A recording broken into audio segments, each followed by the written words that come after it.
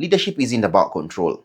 It's about cultivation. A farmer doesn't yell at crops when they fail to grow. So if you're a manager in one Sunday afternoon, everything feels off, delays in the kitchen, missing items, chaos on the floor, don't yell. Pause, self-analyze, ask yourself, what could I have done better? You can't just assign roles randomly and expect everyone to thrive. I've seen so much potential wasted in kitchens and restaurants, not because people lack talent. Leadership, like farming, rewards those who are patient enough to wait for the right season.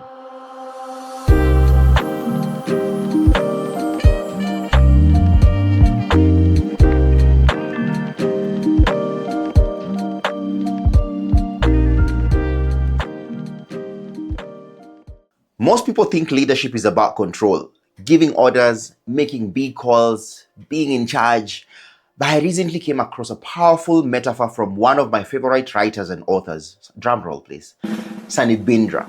And that completely changed how I see leadership. He says, and I quote, "Great leaders should think like farmers."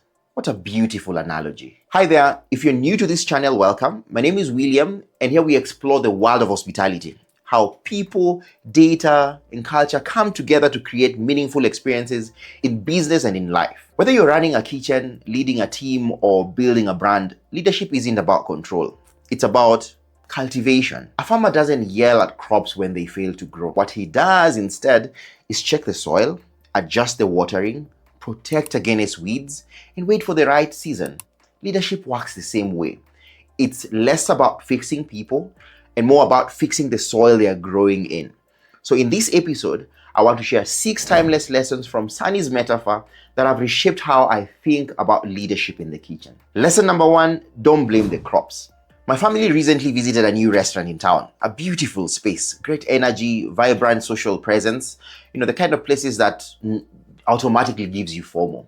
But on this day, things weren't working. If you've been in the restaurant business, you know those days when nothing just seems to flow. It took about 7 minutes before someone came to our table, and even then she disappeared she just immediately after. None of the tables nearby had food. Eventually we had to leave. Now, that wasn't the problem. What struck me was seeing the manager or whoever was in charge shout at the team in front of guests. Yo, that's never a good look. It's like a farmer yelling at crops because they failed to grow. Let me bring this closer home. Take our head chef, William. Yes, he's my namesake. He's one of those naturally gifted cooks. Give him any ingredient and he'll turn it into magic. With his skill and experience, you'd expect the kitchen to run smoothly. But for the longest time, we struggled with consistency. One day, customers would rave about the food. The next, the same dish would taste completely different. It wasn't until Chef William put systems in place, clear recipes, defined portion sizes, consistent processes, that everything changed in the kitchen. The problem wasn't the team. It was the soil, the environment, the system, and the structure.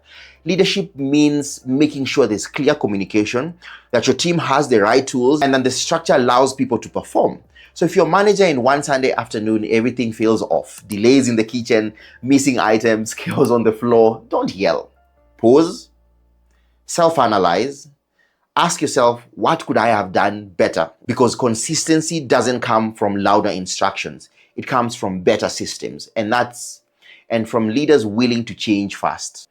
All right, let's move on. Here's the second lesson. Plant people in the right soil. Sunny says, a good farmer knows which plants thrive in which soil. And that's exactly what great leaders do. Not every plant grows everywhere. Some need shade, some need full sun, some need space to spread. Others do best in tight clusters. As leaders, our job is to understand that about people too. You can't just assign roles randomly and expect everyone to thrive. I've seen so much potential wasted in kitchens and restaurants, not because people lack talent, but because they are planted in the wrong soil.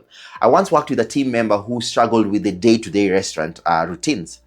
Organizing menus, folding napkins, setting tables. She tried her best, but it just wasn't her flow. Every time she handled deliveries, customers would rave about how detailed and personalized the experience was, how their orders felt seen and thoughtful. So we shifted her fully into delivery coordination, making sure every order went out right, on time, and with that personal touch she was so good at.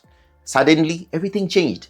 Our turnaround times improved, feedback shot up, and she took full ownership of that part of the business. It reminded me that leadership isn't about forcing people to fit roles. It's about recognizing where they naturally thrive, because when you plant the right person in the right soil, you don't have to push them. They'll grow on their own. So take a moment and look at your team. Who might just be in the wrong soil, and where could they blossom if given the right environment? Let's move on to the next lesson. Leadership takes patience. A farmer knows even the best soil, the healthiest seed, and the right conditions still take time. And I think that's one of the most hardest parts of leadership: patience. When you're building something, especially in hospitality, the temptation is to rush results. You want the perfect team, consistent service, and loyal customers now. But growth doesn't happen on command. It takes time for people to find rhythm, to build confidence, and even trust your leadership enough to bring their best selves forward. At Soulful Kitchen, I've learned this firsthand. There are moments when you get someone new, they're not quite getting the system. Orders are delayed, the workflow feels messy, and your instinct is to fix it immediately. Jump in and control every detail. But sometimes what they need most isn't correction. It's time. Time to understand the culture, time to grow roots. And that's the difference between forcing growth and nurturing it. Leadership, like farming, rewards those who are patient enough to wait for the right season. I know I said 6 lessons at the beginning, but join me in the next episode as we explore the remaining 3 and discover what it truly means to lead like a farmer.